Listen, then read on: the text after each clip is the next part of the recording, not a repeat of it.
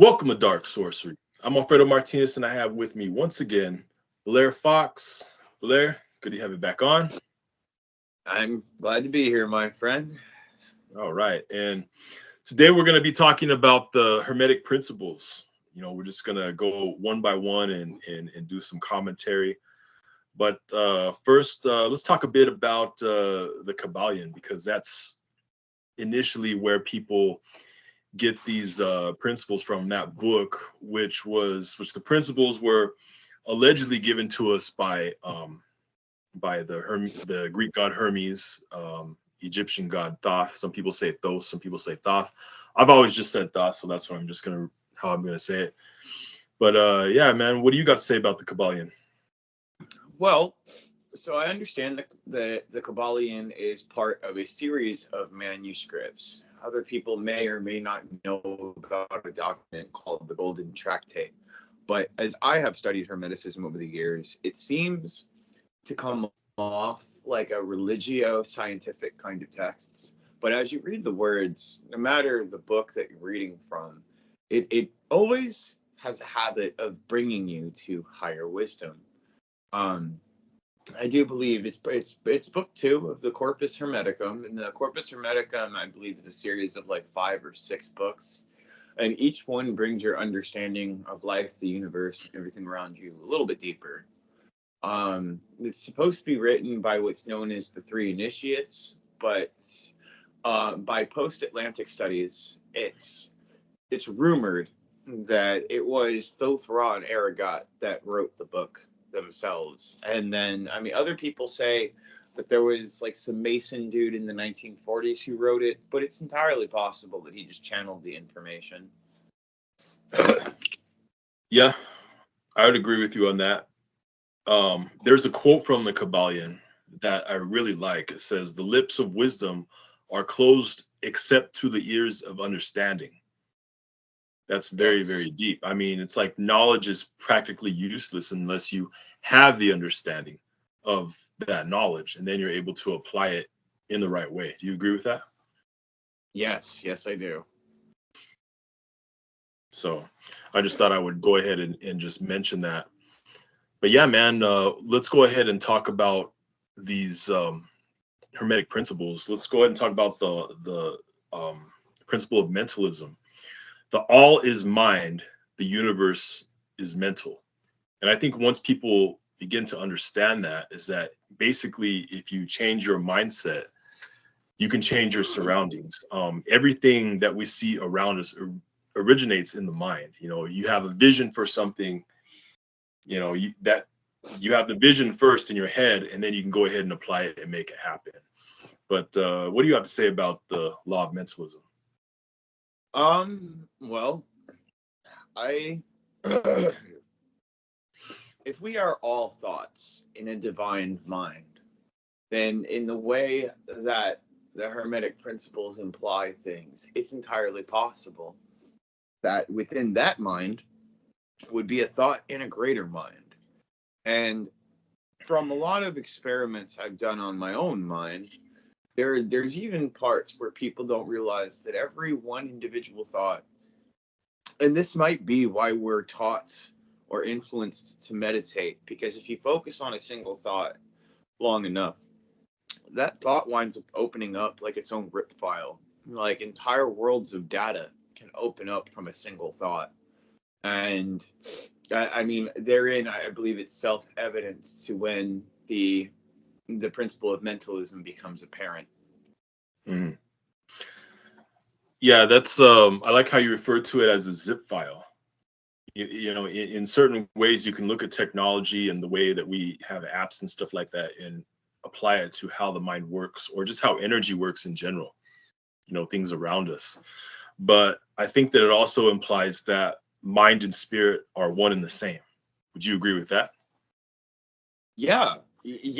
So like earlier in my years, back when I used to just practice Wicca, I remember figuring out about like the 5th element, but they didn't see a 5th element. They only had 4 elements, which was what was air, earth, fire, water.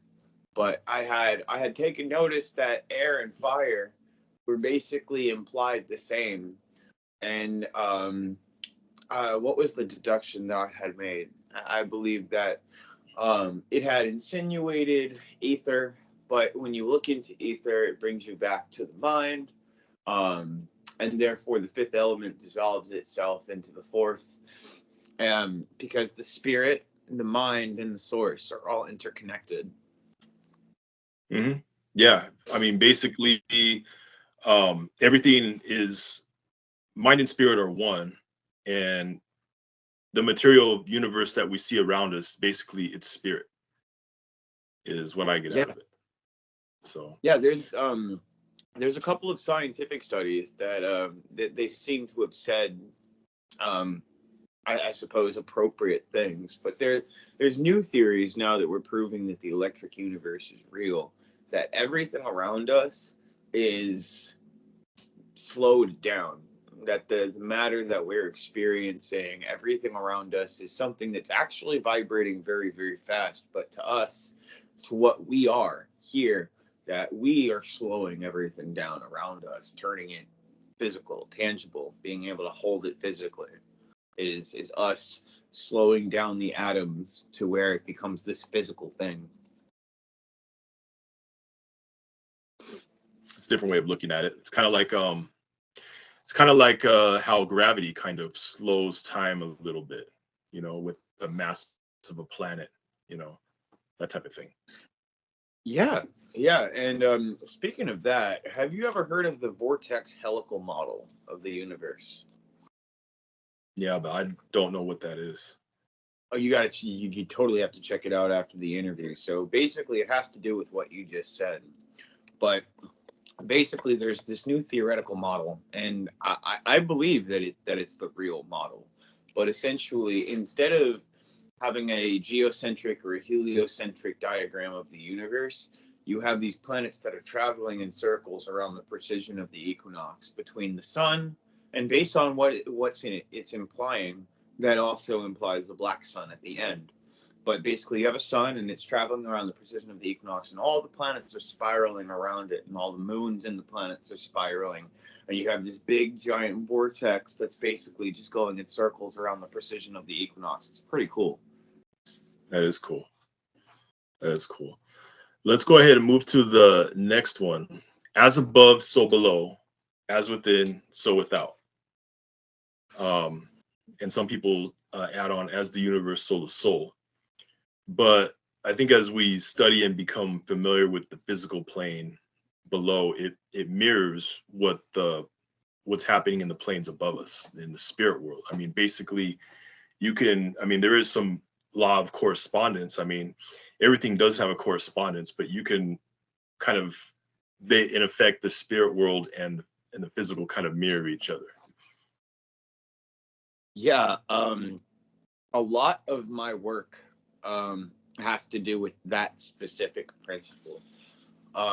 Yes, all cause and effect that happens on this plane affects the higher realms, and the higher realms affect the realms beyond that, which in turn re-affect the world down here. Mhm. And on that note, I believe that people don't pay enough responsible attention to this factor, because as the problems in the world become worse, people are less inclined to talk about phenomenon in the astral.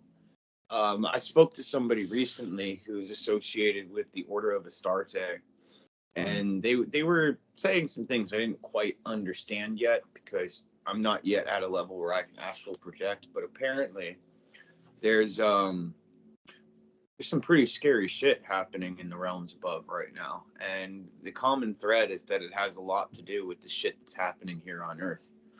So yeah, it's very prevalent how You know, well, no. I was going to say that it's probably got a lot to do with the fact that you have all these people on Earth now, all these leaders threatening to use nuclear weapons. And I wouldn't doubt that some of them get detonated sometimes, testing, whether it's underwater or underground.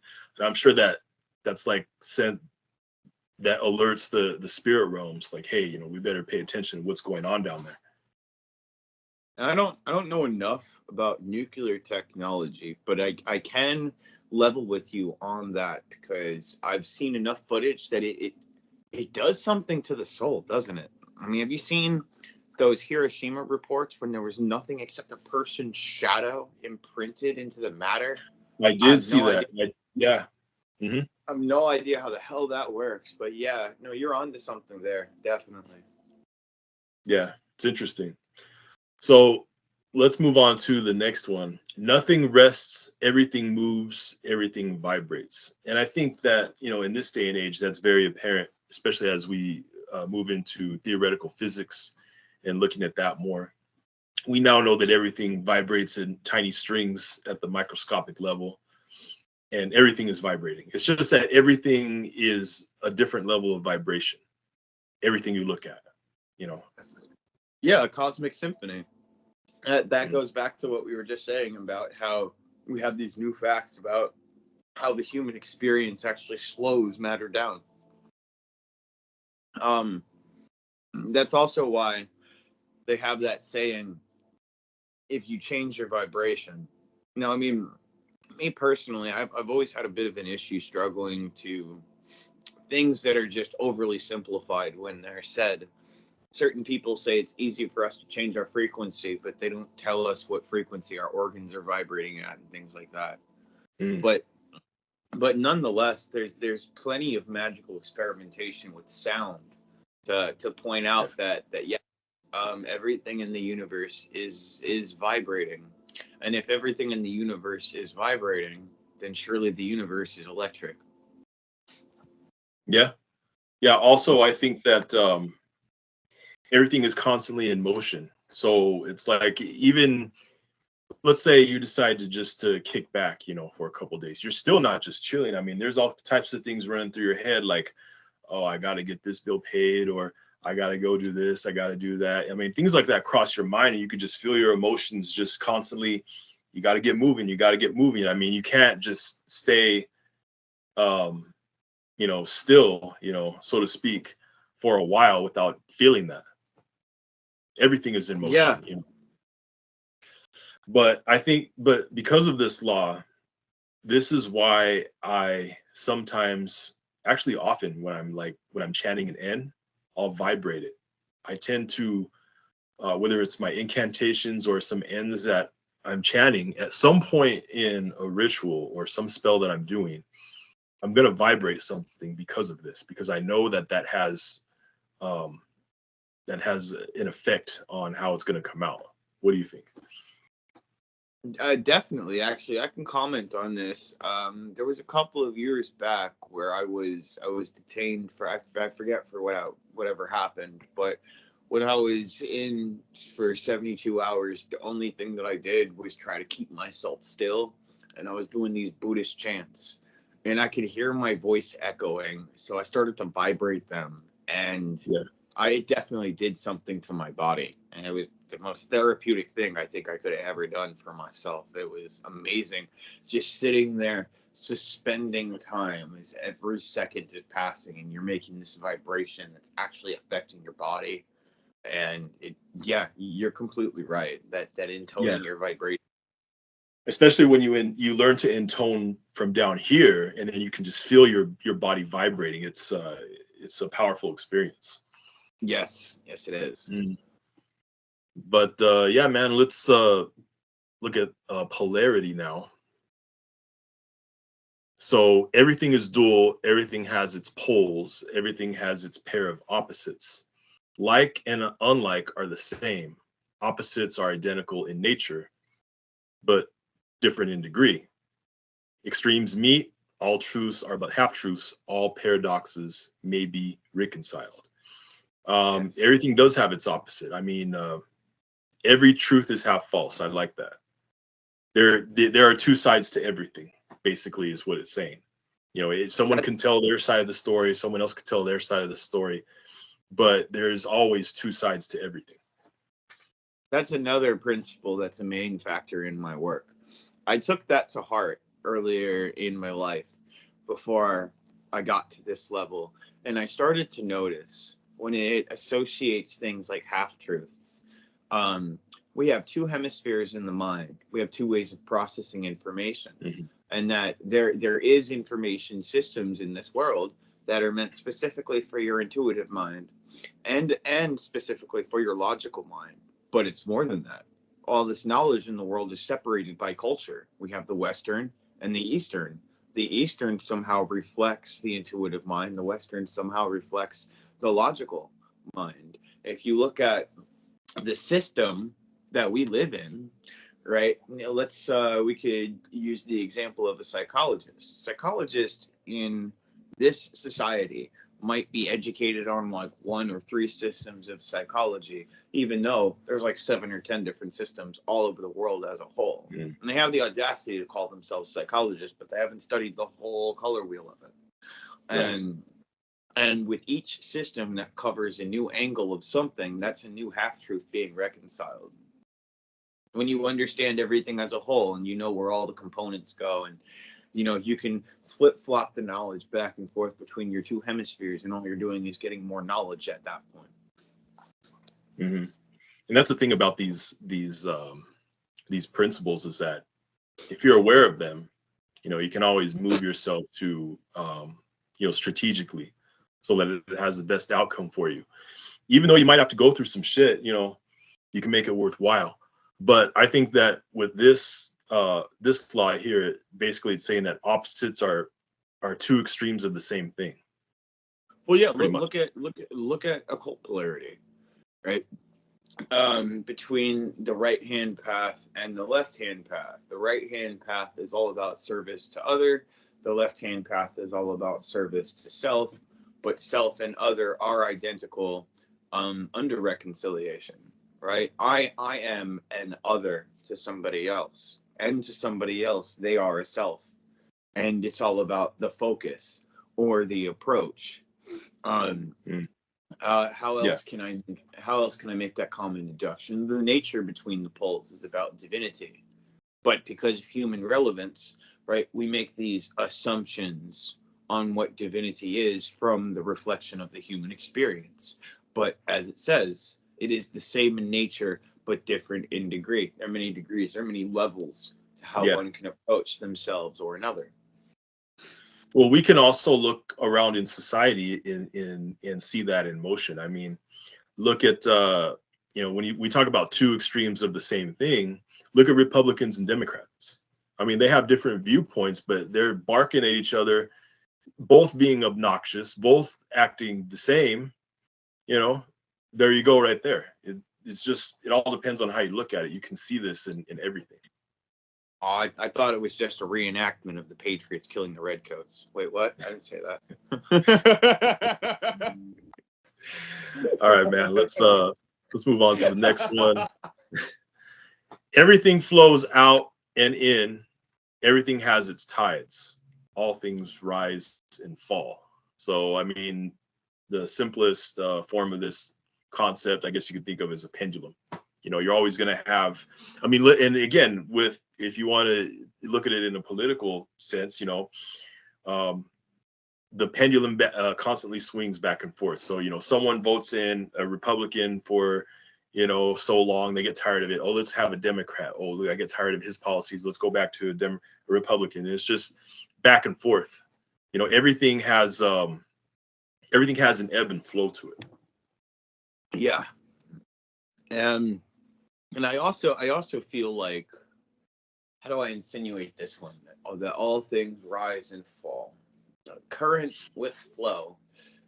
We experience this every day with our mental states, with our emotional states, with our professional states. Right? Your proficiency in conduct toward yourself and to other determines how far you rise. It also determines how far you fall. But everything is in motion and nothing ever stops.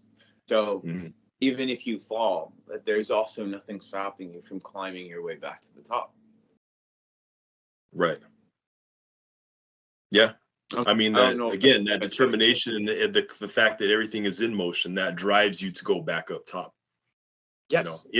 In due time, it will happen because it's constantly bugging you. Yeah. But it's Is it the fact that it's bugging you, or is it that just like everything else outside of you, even the inside of your body, even the subtle things and the forces, everything's in motion? Yeah. Yeah, I agree. So let's look at cause and effect. So every cause has its effect, every effect has its cause. Everything happens according to law. Chance is but a name for a law not recognized. There are many planes of causation, but nothing escapes the law. And I mean, look at karma. Some people believe in that. Some people believe in it to a lesser degree, but obviously if you go out and you're a dick to somebody, they're going to be a dick back to you. Pretty much. But the cause is not always coming from the material plane. You know, do you agree with that? Oh, most definitely. We're always having experiences that help us to grow. And the law of cause and effect is also another thing that I put into my work. Between the two poles, there's always multiple ways of going at something. But if you don't have a proper cause to provoke an effect, you rarely find yourself meeting a result. And if I suppose your ethic and etiquette are not sufficient enough, you tend to cause an effect beforehand before you trigger a cause. Yeah. They can disrupt the flow. Yeah. When they say nothing escapes the law, if you can tune yourself to divine law and understand what respect is on the higher levels, you can get away with more than most, as long as you're working within the law. Yeah, true. But I think that ultimately it's how you respond to the cause that counts. Because you can respond to it, in a shitty way and then go through that again. You can respond to it and make it count for something. I could learn a thing or two more about that. I think we all can in some way, honestly. But let's talk about the law of gender. Gender is in everything. Gender is in everything. Everything has its masculine and feminine principles. Gender manifests on all planes. Now, whether you're male or female, there are some aspects of feminine in us as males, and there are some aspects of masculine in females. Yes. And I have experimented with those poles specifically in my younger years. And what I can tell you, your body will actually start to shapeshift a little bit if you overly process one of these gender energies more than the other. Your body will shift with the way that you shape your thoughts and emotions, and especially if those emotions are fueled by the opposite energy. I used to have some curious behaviors when I was younger, and I remember, after the interview, I can even show you pictures. It's fucking weird, dude. It is fucking weird. Yeah, you do shapeshift. Fact. It's pretty fucking cool, actually. Go ahead, man. And so I actually believe that because I found these discoveries, that we should actually work to make ourselves energetically more androgynous. I have a theory, and I don't know if it's accurate yet, but I feel like a lot of the things that bring us to sickness and, collapse on the inside is an imbalance of these gender energies. Yeah, definitely. Sickness can be something wrong with the chakras, energy flow. It can also have to do with again, imbalance of the genders, Yeah. But I think that just as we can unite masculine and feminine to create on the physical plane, a male and female gets together, they have a child, we can unite our masculine and feminine mentally to create. Do you agree with that? Yes, that's exactly right. Yeah. That's when you understand how that works between the intuitive mind and the logical mind. You can flip-flop concepts, and you can use that process like a meditative state. You can use that to pin test philosophies. You can use that to stress test, supposed facts that you're being told. It's pretty cool when the subtle ways that your body work open up to you, and you take this gender-like energy and experiment with it. it's fascinating. It is fascinating. And I was listening to somebody, and they did a quote, and I just want to say it right here. It's I like it. It says, when we combine the masculine concepts such as thought and action with the feminine concept of magnetism by emotion, we can amplify our ability to be magnetic. We can then call forward our manifestations. Yeah, so which is kind of like actually, another way of saying what you just said. yeah, and yeah, in the context in what you just said there, that goes back to one of our previous interviews talking about universe being able to shape feminine energy into a sense of magnetism instead of doing all this projecting, right? You draw it to you, you bring it to you. Yeah. And again, it's like also like we were talking about in another interview, when, you know, like you change yourself, you can change your surroundings. You know, you can and especially as you practice magic more and you get more experience, it does start to change you, you know. And then you can go ahead. One thing that I've been struggling in my personal life with is I've tailored my personality to so many different cultures, masks of people, you know, societal ways of ethic. And one thing that confuses me is the way that I treat myself when I'm alone with my thoughts is different than my interactions when I'm around or with other people. And so sometimes I question exactly what exactly I'm magnetizing, because a bad day online doesn't change the relationship I have with my roommates or anything. But Right. yet, if I have a bad day in real life, that could affect my entire presence online. It's I haven't figured out how I feel about that yet. Well, kind of. I mean, if you, in a way, I mean, if you have a shitty day online, or something happens, something pisses you off online, that can affect, it kind of can affect your mood when you go out in public. I guess depending on the person you are, if you let it bother you, it all In depends. real life, I'm a bit of a chameleon, so that's why I say, like, I have to think like where I'm really coming from, because I adapt myself to the formalities of other personalities.